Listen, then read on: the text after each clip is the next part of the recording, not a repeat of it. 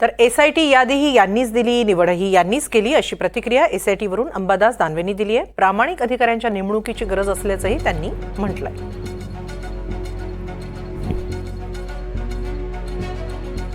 हे तर आम्ही आधीपासूनच सांगतोय की इथे बाहेरचे सगळे अधिकारी दिले पाहिजे.